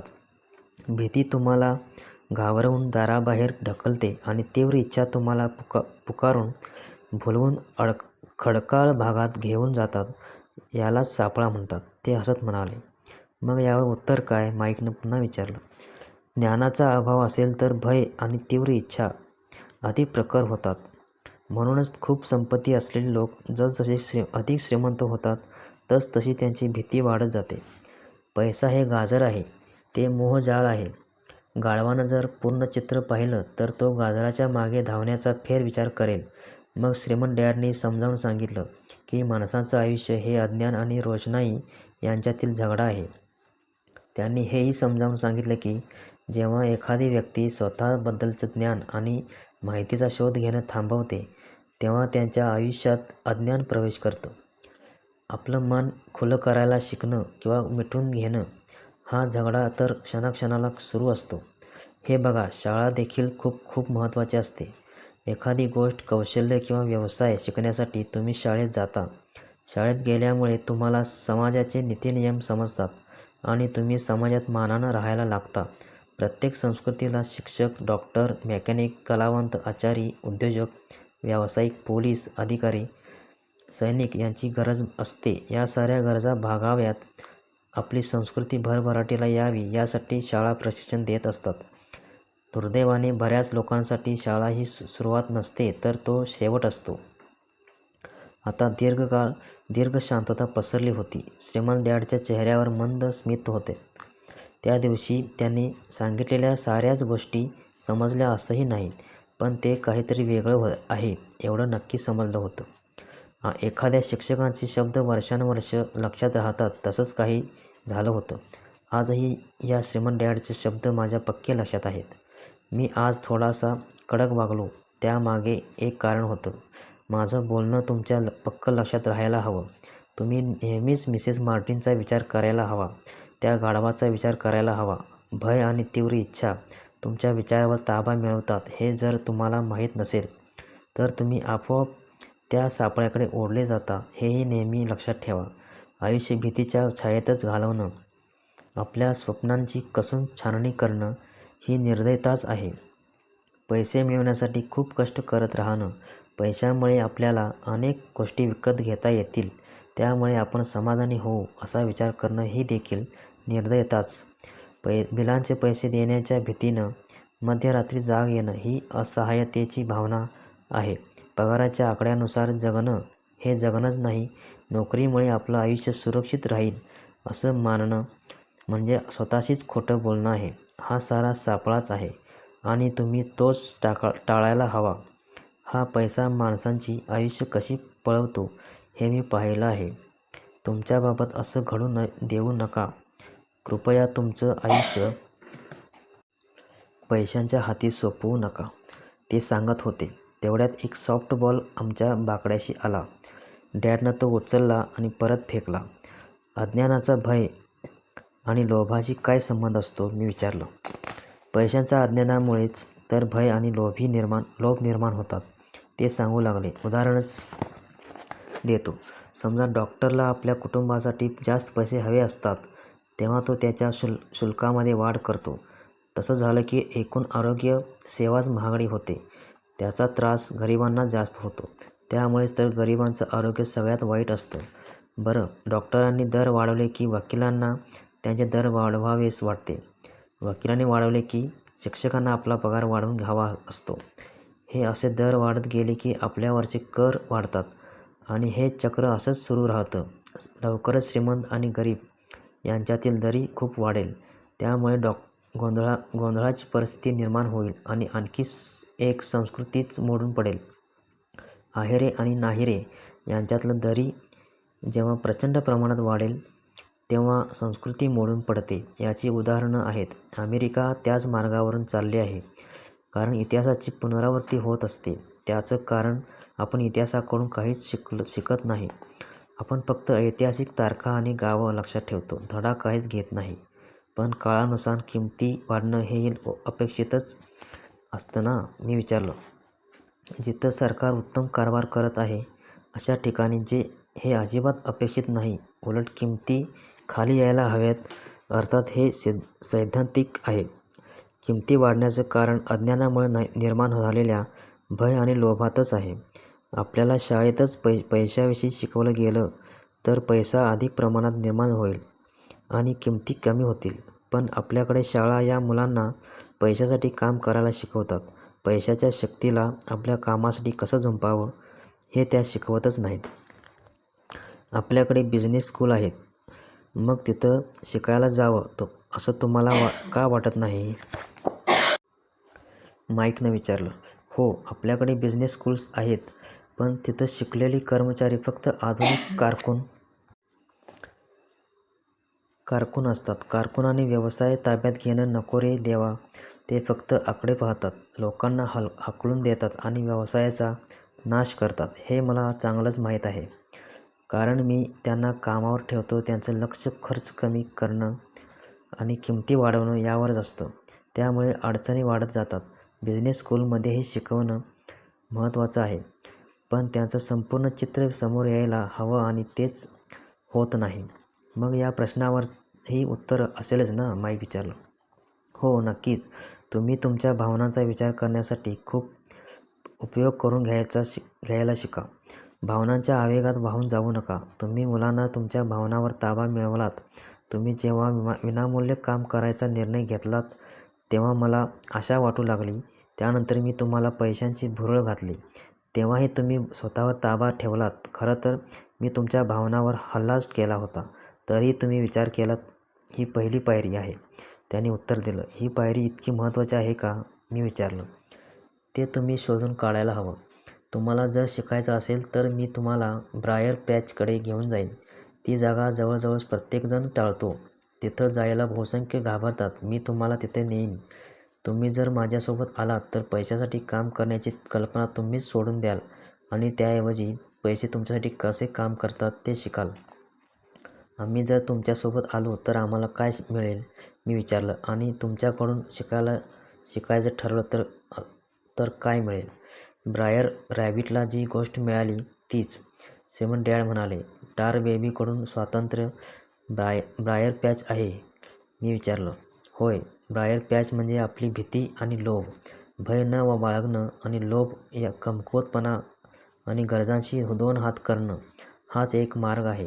हा मार्ग तुमच्या विचारांच्या निवडीतूनच शोधता येतो किंवा सापडतो. आपल्या विचारांच्या निवडीतून. माईक कोड्यात पडला. होय, भावनांना प्रतिसाद देण्याऐवजी आपण काय विचार करण्याची निवड करायला हवी. अडचणीत सापडल्यावर जाग येते. अडचणी सोडवण्यासाठी कामावर जाणं, बिल भागवण्यासाठी पैशांचा विचार करणं, हेच तर सतत सुरू असतं. चिंतन आणि मननामुळे आपल्याला स्वतःलाच एक प्रश्न विचारण्याची वेळ मिळते. खूप कष्ट करणं हेच या प्रश्नावरचं उत्तर आहे का? हा तो प्रश्न. याचं उत्तर आहे माझ्यावर भयाचा ताबा आहे. आणि तेच उत्तर स्वतःलाच देण्याचीही बहुतेकांना भीती वाटते. इतकी की ते विचार करणंच सोडून देतात. त्यामुळे विचारांची निवड करायला हवी. स्वातंत्र्याचा रस्ता तिथूनच जातो. हे करायचं कसं? माईकने विचारलं. तेच मी तुम्हाला शिकवेन. सकाळची कॉफी खटाखटा पिऊन घराबाहेर पडण्यासारखे प्रतिसाद देण्यापेक्षा मी तुम्हाला नीट विचार करण्यासाठी विचारांची निवड कशी करायची हे शिकवेन. मी याआधी काय सांगितलं आहे ते आठवा. नोकरी हे दीर्घकालीन प्रश्नावरचं अल्पकालीन उत्तर आहे. बहुसंख्य लोकांच्या मनात एकच प्रश्न असतो आणि तो अल्पकालीन असतो. महिन्याच्या शेवटी बिलच असतात. हेच टार बेबी त्यांच्याच भीतीमुळे त्यांचं आयुष्य पैसाच चालवत असतं. पैशाविषयीच्या भय आणि अज्ञानामुळे हे घडतं. असंही म्हणता येईल. त्याच अज्ञानामुळं जे त्यांच्या वाडवडिलांनी केलं, उठा, पैशासाठी कामाला जा, तेच तेही करत आहेत. दुसरा कोणता मार्ग आहे का हे शोधण्यासाठी ज्यांच्याकडे वेळ नाही, त्यांच्या भावना त्यांच्या विचारांना ताब्यात ठेवतात. हे उलट असायला हवं. भावनेनं विचार करणं आणि डोक्याने विचार करणं यातला फरक सांगू शकाल का? माईकने विचारलं. हो, मी हे नेहमीच करतो, डॅड म्हणाले. प्रत्येकाला नेहमीच काम करावं लागतं. किंवा श्रीमंत लुच्चे असतात किंवा मी दुसरी नोकरी मिळवेन किंवा मी या पगारवाढीसाठी लायक आहे. तुम्ही मला गृहीत धरू नका, अशी वाक्ये मी नेहमीच ऐकत आलो आहे. हा झाला भावनिक विचार. आणि इथं मी काही गमावत आहे का? हा झाला डोक्याचा विचार. असे विचार भावनिक विचारांना मागे सारून मुक्त विचार करण्यासाठी मोकळा वेळ देतात. मला हे मान्यच करायला हवं की हा उत्तम धडा होता. कोणीतरी तुमच्याशी चांगल्या भावनेनं आणि विचारांच्या स्पष्टतेनं बोलत असतं तेव्हा तो धडा उत्तमच असतो. विशेष करून जेव्हा माझे विचार स्पष्ट नव्हते आणि मी भावनेच्या भरात बोलत होतो. आम्ही आता दुकानाकडे परतत होतो त्यावेळी श्रीमंत डॅडनं समजावून सांगितलं की श्रीमंत माणसं पैसा निर्माण करतात, ते पैशासाठी काम करत नाहीत. ते म्हणाले की मी आणि माईक जेव्हा पैसे मिळवण्यासाठी खिशातून नाणी पाडत होतो तेव्हा आम्ही श्रीमंत लोक ज्या प्रकारे विचार करतात त्याच्या अगदी जवळ होतो. फक्त ते काम बेकायदेशीर होतं. ते काम सरकार किंवा बँका करू शकतात, आम्ही नाही. त्यांनी मग हेही समजावलं की पैसे मिळवण्यासाठी कायदेशीर आणि बेकायदेशीर असे दोन्हीही मार्ग आहेत. श्रीमंतांना हे माहीत असतं की पैसा हे मोहजाल आहे. जसं गाढवाला गाजराचं असतं अगदी तसंच. पैसा हेच एकमेव सत्य आहे असा विचार करूनच अब्जावधी लोक त्यांच्या मागे धावतात.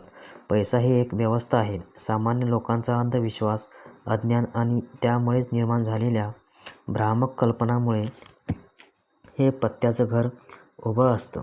वस्तुतः अनेक बाबतीत गाढवाचं गाजर हे पैशापेक्षा जास्त किमती आहे, असंही ते म्हणाले. ते अमेरिकेतील गोल्ड स्टँडर्डबद्दल बोलले. प्रत्येक डॉलर हा सिल्व्हर सर्टिफिकेटेड आहे असंही त्यांनी सांगितलं. त्यावेळी अशी अफवा पसरली होती की अमेरिका गोल्ड स्टँडर्ड सोडून सिल्व्हर सर्टिफिकेशन स्वीकारणार आहे. त्यांना या गोष्टीची काळजी वाटत होती. मुलांनो, असं घडलं तर हाहाकार उडेल.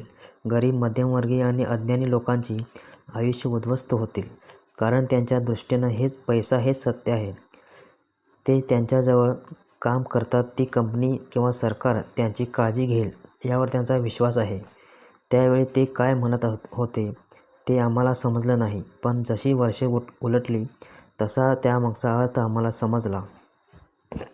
जे इतरांच्या नजरेतून सुटतं ते पाहणं. आता आम्ही त्यांच्या दुकानाबाहेर होतो. ते त्यांच्या गाडीत बसत होते. बसता बसता म्हणाले, काम करत राहा. जेवढ्या लवकर तुम्ही पगाराच्या चेकची गरज विसराल तेवढं तुमचं प्रौढ जीवन सुखावह होईल. मेंदूचा वापर करत राहा. विनामूल्य काम करा. मी तुम्हाला देऊ केलेल्या पैशांपेक्षा अधिक पैसा कमवण्याचे मार्ग तुम्हाला लवकरच सापडतील. इतर माणसं पाहू न शकणाऱ्या गोष्टी तुम्ही लवकर पाहाल. पैसा आणि सुरक्षिततेच्या मागे धावताना समोर असलेली संधी अनेकांना दिसत नाही. ती तुम्हाला दिसेल. तुम्हाला ज्या क्षणी संधी दिसेल त्या क्षणापासून पुढे आयुष्यभर अशा अनेक संधी चटकन दिसतील. ज्यावेळी तुम्ही अशी संधी पकडून काहीतरी कराल त्यावेळी मी तुम्हाला वेगळं काहीतरी शिकवेन. सध्या हे शिका आणि आयुष्यातला सर्वात मोठा सापळा टाका. मी आणि माईक दुकानात गेलो. आमचं सामान घेतलं. मिसेस मार्टिनचा निरोप घेतला. आम्ही पुन्हा एकदा त्याच बाकड्यावर जाऊन बसलो. विचार करण्यात आणि त्यावर चर्चा करण्यात बराच वेळ घालवला. पुढचा आठवडा शाळेच्या विचारांत आणि बोलण्यात गेला. त्यापुढचे 2 आठवडे असेच गेले. तिसऱ्या शनिवारी मी मिसेस मार्टिनचा निरोप घेतला आणि कॉमिक पुस्तकांच्या स्टँडकडे आशाळभूतपणे पाहत होतो. आता मला दर शनिवारी 30 सेंट्स मिळत नसत, त्यामुळे पुस्तकं घेणंही शक्य होत नव्हतं. आमचा निरोप घेऊन मिसेस मार्टिन त्यांचं काम करू लागल्या. ही गोष्ट मी आधीही पाहिली नव्हती. म्हणजे पाहिली होती, पण आज ज्या दृष्टीनं पाहत होतो तशी पाहिली नव्हती. त्या कॉमिक पुस्तकाचं पहिलं पान अर्ध्यावर फाडत होत्या. तो फाडलेला भाग स्वतःकडे ठेवून पुस्तक एका पुठ्ठ्याच्या खोक्यात फेकत होत्या. मग मी त्यांना विचारलं की त्या त्यांचं काय करतात. त्या म्हणाल्या, मी ती पुस्तकं फेकून देते आहे. कव्हरचा वरचा अर्धा भाग मी पुस्तकाच्या वितरकाला क्रेडिट म्हणून देते. आत्ता तासाभरात येईल तो. माईक आणि मी तासभर थांबलो. तो वितरक आला. आम्ही त्याला आम्हाला कॉमिक पुस्तकं मिळतील का असं विचारलं. तो म्हणाला, तुम्ही या दुकानात काम करत असाल तर मिळतील, पण ती तुम्हाला विकता येणार नाहीत. आमची भागीदारी पुन्हा सुरू झाली. माईकच्या तळघरात एक वापरात असलेली खोली होती. ती आम्ही माईकच्या आईशी बोलून मिळवली. ती स्वच्छ केली आणि अशी फेकून दिलेली कॉमिक पुस्तकं त्यात साठवू लागलो. लवकरच आमच्याकडे शेकडो पुस्तके जमली. मग आम्ही आमचं कॉमिक पुस्तकांचं ग्रंथालय लोकांसाठी खुलं केलं. माईकच्या धाकट्या बहिणीला आम्ही ग्रंथालय सांभाळण्याचे काम दिलं. त्यासाठी आम्ही तिला पैसे देणार होतो. तिला अभ्यासाची आवड होती. तिला आम्ही ग्रंथपाल केलं. आमचं ग्रंथालय शाळा सुटल्यावर 2:30 ते 4:30 या वेळात सुरू राहणार होतं आणि शुल्क होतं 10 सेंट. शेजारी आजूबाजूला राहणारी मुलं आमची ग्राहक होती. ती 2 तासात कितीही पुस्तकं वाचू शकत होती. त्यांच्यासाठी हा किफायतशीर सौदा होता, कारण तेव्हा एक पुस्तक 10 सेंटला मिळायचं आणि 2 तासात ते 4-5 पुस्तकं वाचत होते. माईकची बहीण प्रत्येक मुलगा बाहेर पडताना त्याची तपासणी करत असे. ती पुस्तकं नीट ठेवायची. रोज किती मुलं आली, ती कोण होती, त्यांचं मत काय होतं यांची नोंद ठेवायची. 3 महिन्यातच मी आणि माईक प्रत्येक आठवड्याला सरासरी $9.5 मिळवत होतो. आम्ही माईकच्या बहिणीला आठवड्याला $1 देत होतो. तिला पुस्तकं मोफत वाचण्याची मुभा होती, पण ती क्वचितच वाचत असे. ती नेहमी अभ्यासच करायची. प्रत्येक शनिवारी दुकानात काम करून आम्ही आमचा वायदा पाळला. आम्ही आता वेगवेगळ्या दुकानातून फेकलेली पुस्तकं गोळा करत होतो. एकही पुस्तक न विकण्याचा त्या वितरकासोबत केलेला करारही आम्ही पाळला. वाचून वाचून पुस्तकांच्या चिंध्या झाल्या की आम्ही ते पुस्तक फाडून किंवा जाळून टाकायचो.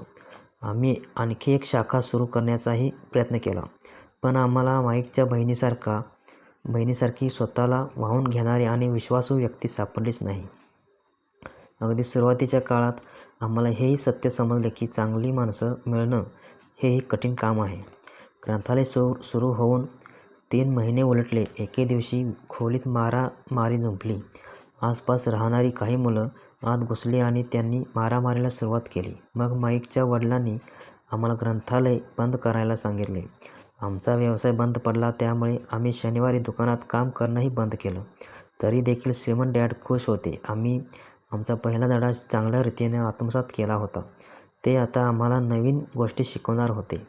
आता आम्ही पैशानं आमच्यासाठी काम करणं शिकलो होतो. दुकानात काम केल्याचे पैसे मिळत नव्हते, त्यामुळे पैसे मिळवण्यासाठी आम्ही कल्पनाशक्ती वापरली होती. ग्रंथालय सुरू केल्यानंतर पैशांची व्यवस्था आमच्याच ताब्यात होती. आम्ही मालकांवर अवलंबून नव्हतो. सर्वात महत्त्वाची गोष्ट म्हणजे आम्ही तिथं प्रत्यक्षात हजर नसतानाही पैसा निर्माण झाला. आमच्या पैशानं आमच्यासाठीच काम केलं. श्रीमंत डॅडनं आम्हाला पैशाऐवजी त्यापेक्षाही खूप काही दिलं. धन्यवाद.